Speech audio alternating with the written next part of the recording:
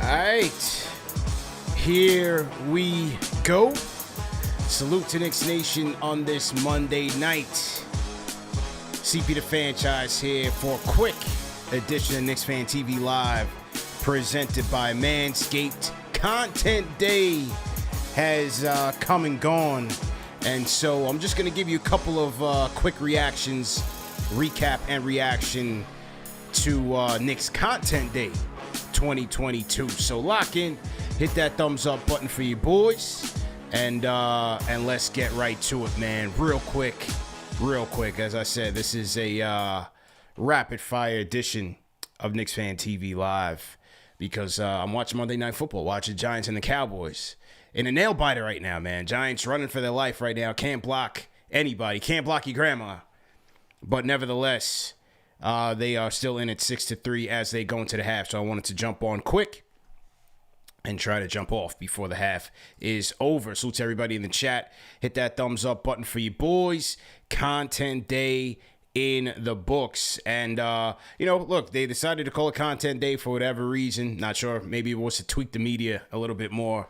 But the way the day started out, they had Monica McNutt hosting this Content Day on the Knicks YouTube channel where she would interview some of the key players, some high-level, light, fluffy stuff. And then you would kind of see a behind-the-scenes look at them taking their pictures, their media pictures, and, all sorts of stuff and making their media round. So the actual interview with, I guess you would say, the traditional media outlets was not televised, but we did get the eventual sound bites as it trickled in. So first up, Jalen Brunson, our new point guard, was at the podium, and here he was speaking on what he hopes to bring to the team.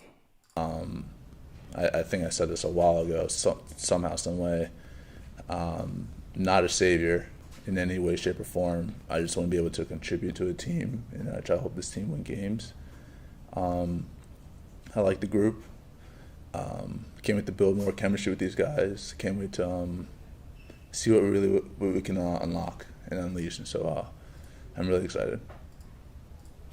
All right, as he said right off the bat, I'm not the savior. I'm just here to play basketball. So Jalen Brunson quickly trying to brush the pressure off of himself, and rightfully so, man. I think Knicks fans need to kind of have leveled expectations with him coming here and hope that he can add to the group and not be someone who's gonna be the silver bullet to all of this team's woes, because it's just not realistic, right? Obviously, we know he can bring young 25 years old. The pressure that he can put on defenses by attacking the inside, super efficient out of the mid-range. I think all those things are going to help the Knicks. Just being a gamer, being a pro's pro, coming from a big program in Villanova, being well coached by Jay Wright, coming off of a dynamic playoff performance, as you guys like to say, dogging Donovan Mitchell and the Jazz and helping lead his team all the way to the Western Conference Finals. Jalen Brunson is a player that's gotten better in each of his last 4 years, and so you hope that he brings that experience over here to the Knicks and just can be that stabilizing force that this team needs right now, sorely needs right now. But as he said, do not look at me as the savior. Now, the next question was, the spacing and the chemistry between Brunson, Randle, and Barrett. And here's what Brunson had to say in regards to that. Spacing is as optimized as possible. Yeah, I think Tibbs is going to put us in position to be successful, first and foremost. I think we have guys who just know how to play the game of basketball to their strengths. And so I'm really not too worried about the spacing aspect of it. I think we're all going to be willing to make plays for each other. We're going to make the right reads, and we're not going to predetermine or predict anything that we're going to do in the court. We're just going to kind of read and react and play off each other. And like I said, once the chemistry continues to build and grow stronger, I think this team can be very good. We just got to be able to believe and basically fight for an entire long season. It's going to be ups and downs, but it's how we level out. It's how we stick together through those tough times. All right, so he sees no issues with it. But look, it's a legit question. When you talk about the lack of efficiency by both R.J. Barrett and Julius Randle, the Knicks being one of the worst teams in effective field goal percentage last year, it is a legit question because it's not just the three of those guys. You plug in a guy like a Mitchell Robinson who's not going to space the floor too well for you. And then, it could get a little bit clunky depending on how they fit. As Brunson said, Tibbs does run a read and react offense, and that requires a lot of chemistry, a lot of communication, and so hopefully, these guys can get on the same page, but we got to give it some time. It's going to take some time for these guys to figure things out because you got Brunson who's going to want to dominate the ball a little bit. Obviously, Julius is going to want to, and RJ as well, so it's going to take some sacrificing from these guys, some teamwork, so a lot of off-ball movement if they can manufacture that, and let's just see where they go. But it's because of the spacing questions why I continue to think that Evan Fournier primarily and Quentin Grimes secondarily will get the nod at that shooting guard slot because you need shooting efficiency to mix in with an RJ and a Julius. You can't just have high volume shooters. You got to have guys that can knock it down when a guy like a Brunson is going to be operating, getting some dribble penetration, operating off of the pick and roll. You need somebody that you can rely on to get you a knockdown shot. And so that's why for all you guys in the Cam Hive, I don't think he has a legit shot at the starting rotation no matter how good he looks, because we need shooting efficiency, you need balance in that lineup. So that was Brunson on the spacing issues. Now, obviously, one of the big questions that he was asked about was the whole free agency and the tampering situation. Here's what he had to say about that. Not gonna lie, free agency was kind of awful, how public it got. So it was, not gonna lie to you, but for me, I'm a very simple person, but I love the opportunity to come back east in the familiar area where I grew up, somewhat close. I'm just really excited for this opportunity with these guys, and I think we can do something special, and that was very appealing to me just to play with these guys. What do you mean it was kind of awful? How public it was. That's all. On that note, just the league is investigating for the tampering stuff. I'm just Right. curious what your reaction was to that. My reaction to the league investigating? Mm-hmm. I didn't really have one. Nothing really to investigate. Have they talked to you? Excuse me? Have they talked to you? No. When was the whole summer about you from? All right, so pretty much nothing there on the tampered stuff. Obviously, he's not going to say much. He can't really say much. There's nothing to really say. He came to the team that he wanted to go to, the team that his father's working for, and that's that. I hope the league doesn't come out with any type of fines or penalties for the Knicks. Look, he chose a team that he wanted to go to, and they paid him the most money. He went there. Case closed. Throw it out the window. Yeah, I think they should just forget about it. The whole tampering thing, to me, in this situation, and in most situations, it's just ridiculous. We all know that these guys are negotiating deals. These guys are probably doing under-the-table agreements way before the moratorium of the free agency period starts. So this whole thing about tampering, things of that nature, I think is just pretty ridiculous. So, last question on Brunson that I thought was notable. They were asking him about the dynamic with him and Mitchell Robinson, in particular, running the pick and roll and Mitch being a lob threat on the Gotham Lobs. We're great. Mitch is he's very active, and he can get up and down the court real fast. He can do a lot of great things, and he's going to open up a lot of things for us. Because once he's able to set screens and roll to the basket, people are going to have to react to him. And so that's how we can play our inside-out game. That's how we can get things to the rim, things like that. So he's very special, and he can do a lot of great things. How do you feel about it?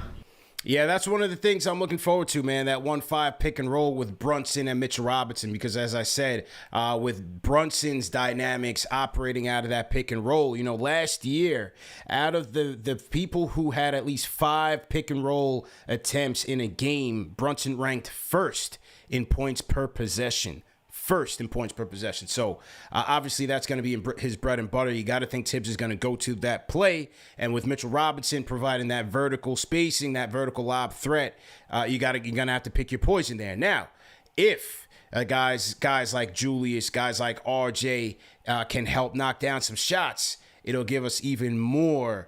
It'll be even more effective, that 1-5 pick and roll if those guys can help space it out a little bit more.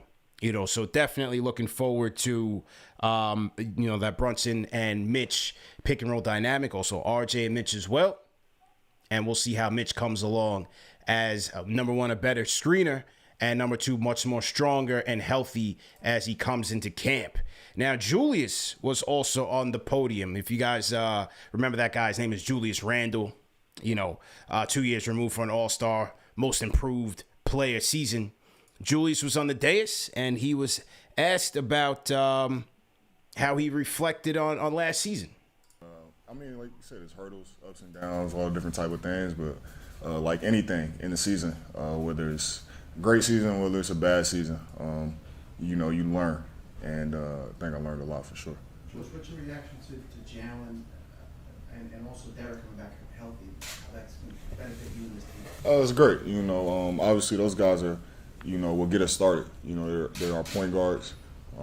They get us into everything. They're a huge voice on the court. So I'm really excited, to have those guys in the mix. Me and D had great chemistry, last year and even more so the year before. So I'm always excited to suit up and get on the court and play with D, especially special talent. And obviously we know what Jalen brings to the game and what he'll bring to our team. And, in the all-season workouts and just getting to know each other and stuff like that, it's been great. So I'm excited, man.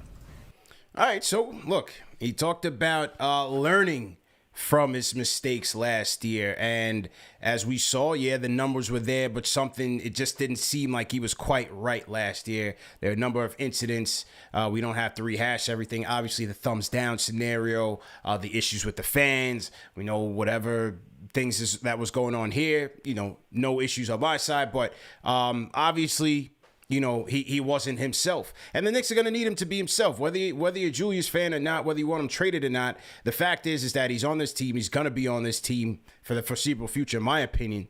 And so the success of this team is largely going to depend on the success of Julius Randle. Again, whether you like it or not, to me, he's still the best, if not one of the best players on this team.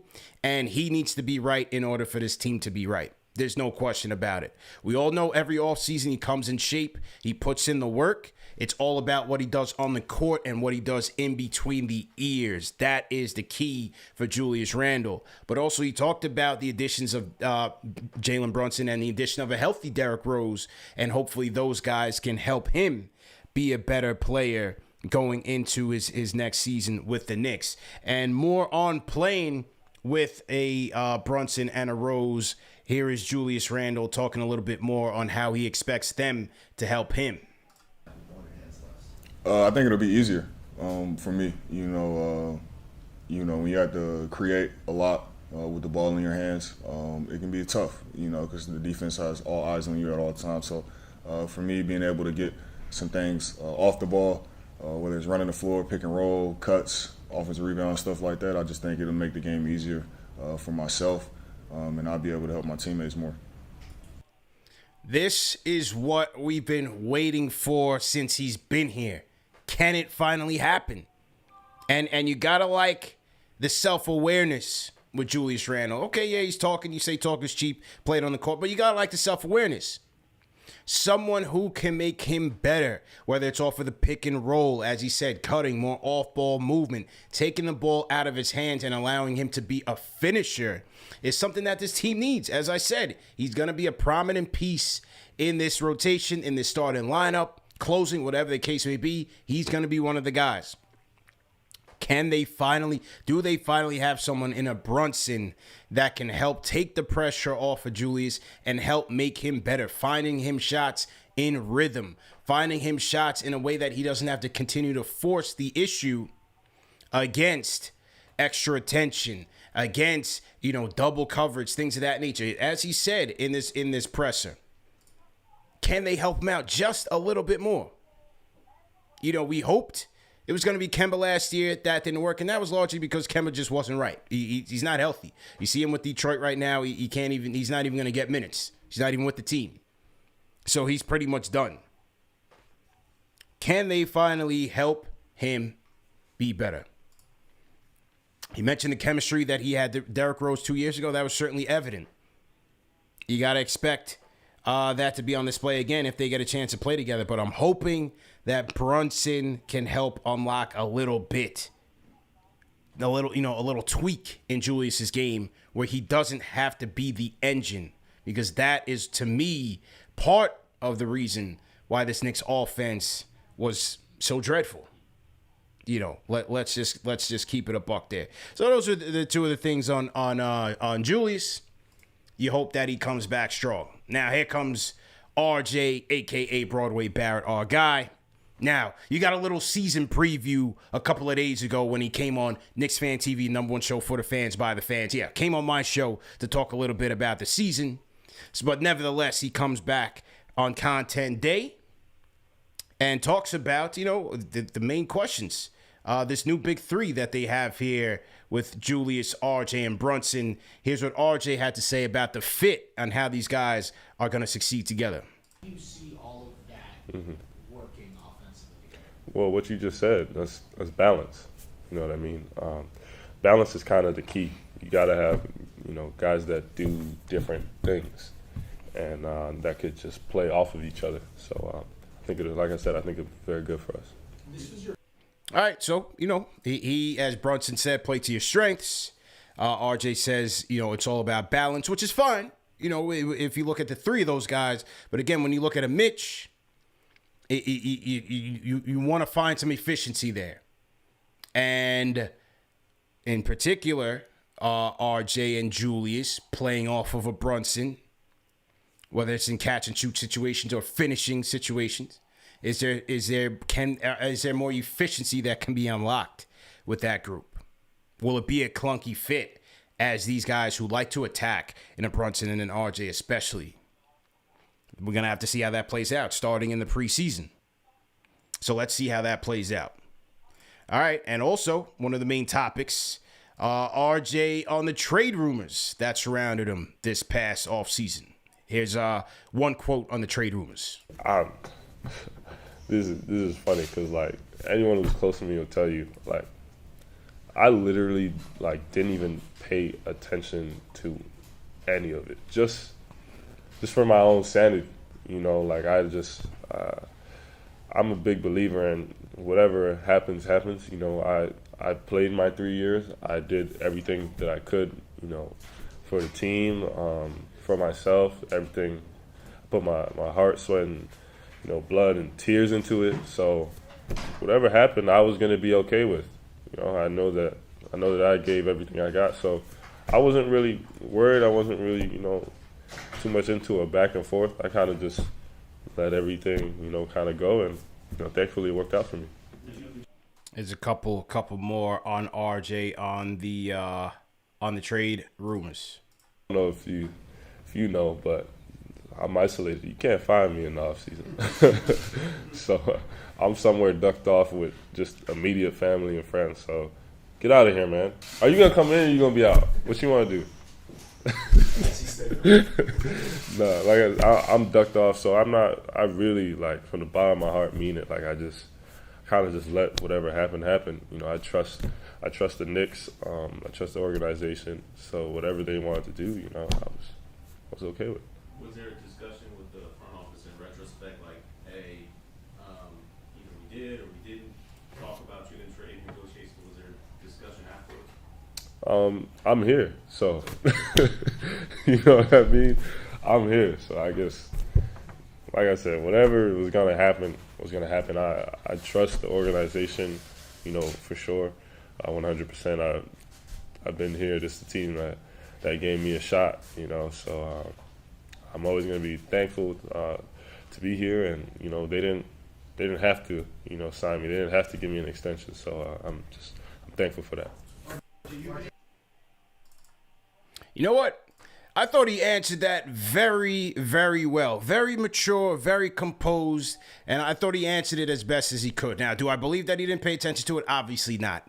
They had the rumors basically hovering over the kid and then signed him to the extension. It was a little tricky how that happened. But as he said, rumors are rumors. He's here. He's a Knick.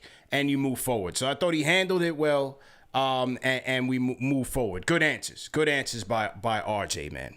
And shout out to Lex the Destroyer in the chat. He said that I did not call him Broadway Barrett, the name I gave him during the Puma interview, and he's absolutely right. I completely forgot. You know what it was? They had Maple Mamba inscribed on the Puma shoes. And so the whole event, because it was the Puma event, I just had Maple Mamba in my head, so I kept calling him Maple Mamba. I did use the Star J reference when we talked about him potentially being an all-star, but I completely forgot my question about Broadway Barrett and how he felt about his nicknames and stuff like that. So shout out to Lex. But RJ does watch the show, so he does know about the Broadway Barrett references. All right, so shout out to RJ. And then he talked a little bit more about what he's working on in the offseason. Here's RJ on more. I've been working on being a better decision maker with the ball. Being able to score off the dribble and just really my finishing and free throws. A lot of free throws, a lot of just finishing through contact, different stuff like that. Just so floaters, just so I'm a little more efficient. Yeah, similar to what we discussed in our interview. Finishing, shooting off the dribble.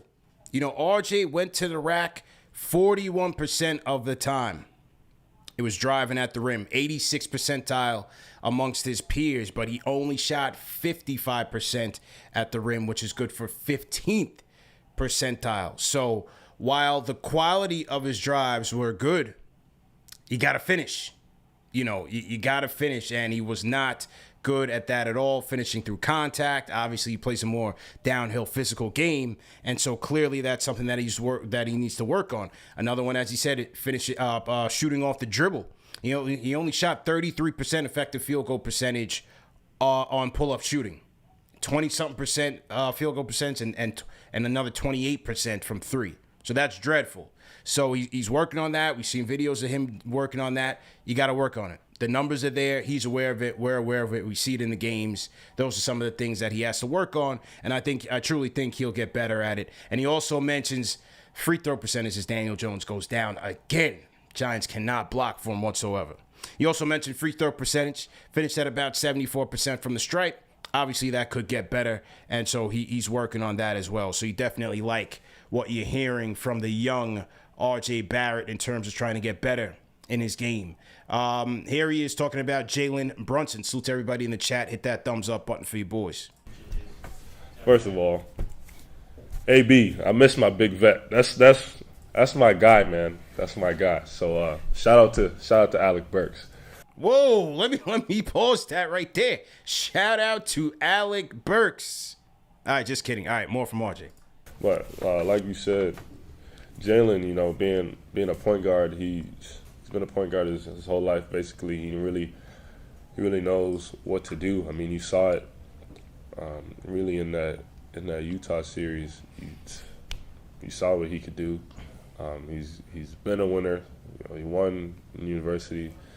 He likes to bring that up. I don't know. I mean, I don't believe the Villanova hype, but he really does know what he's doing out there, and we already trust him right now from day one. So I think that'll be really good. King Katona said I had that one bookmarked. Obviously, you know that. Just for a joke, but RJ speaking highly on Jalen Brunson, and lastly, he talks about his motivation going into next season, man. Definitely an extra motivation, especially getting to taste what the playoffs is like, and then falling short there, and then to not end up where we wanted to last year. I think this year we're coming even more experienced, even more hungry. We have a lot of guys that have something to prove, myself included. I got everything to prove, so we're really coming with that mindset, and definitely think we're going to shock the world. What do you have last one, guys? Said he's going to shock the world. Look, you got to like where this kid's head is at. He wants to be better. He wants to improve. He wants to get us back to the playoffs. And look, as I said last night on last night's show, yes, I think a lot of people can realistically pencil this team in as a play-in team as it's constructed right now. But things can change quickly in this league. We look at the Lonzo Ball injury with Chicago. You look at everything that's going on, all the turmoil going on in Boston, not just with the coach, but Gallinari being out for the year, where you got Robert Williams with injury issues already. And, you know, nothing's guaranteed in terms of getting back to where they were. And the Knicks always played the Celtics tough. They played them tough all year last year. So you just never know what could happen in the East right now.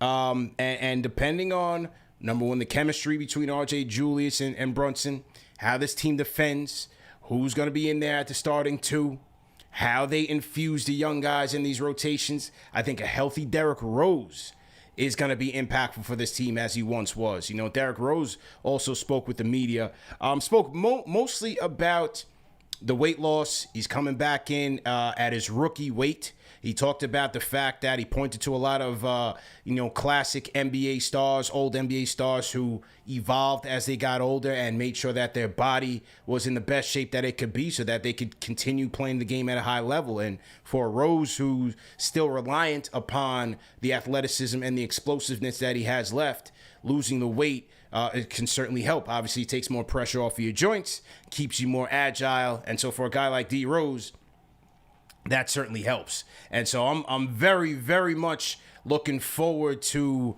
the dynamic that D Rose brings to this second unit. Again, him and Quickly on the ones and twos, Obi again. I think D Rose, man, I'm very excited to see what D Rose is going to bring to this team, because he's still a guy that, even at his age and experience in the league, he's still a guy that, you know, probably the first guy who I would give the ball to and say, go get me a bucket. So, you know, I'm very much looking forward to what D Rose is going to bring to the team, man. Mitch also came up to the podium.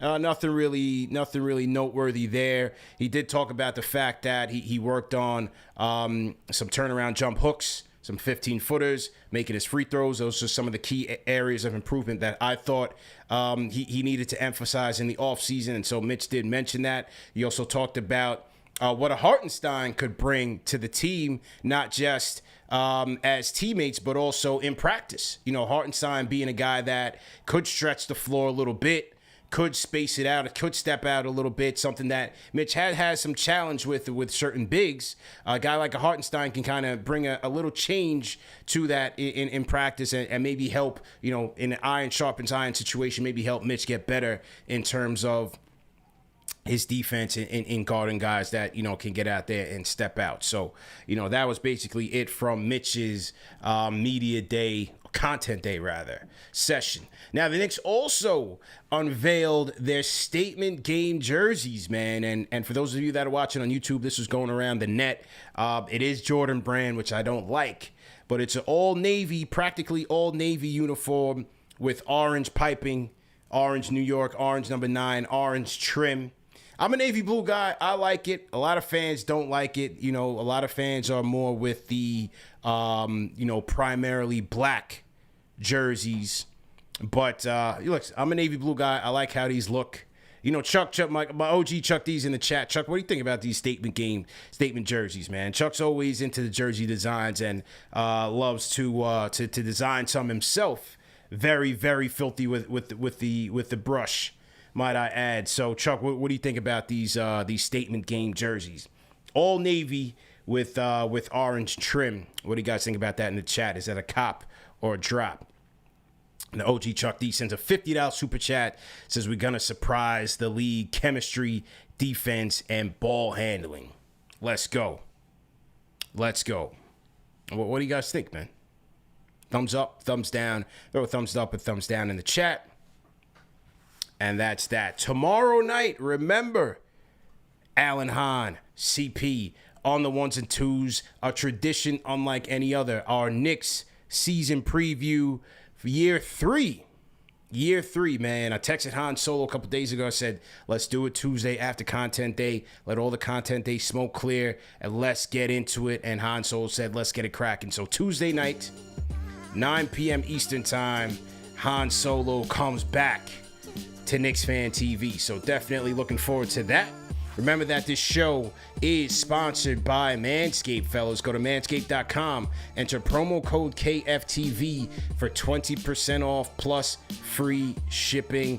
Like I said, great stuff over there at Manscaped, man. You got the Lawnmower 4.0 and a lot of other traditional men's products for below the waist, men's grooming products for below the waist. So go ahead and check that out. Manscaped.com, promo code KFTV for 20% off plus free shipping.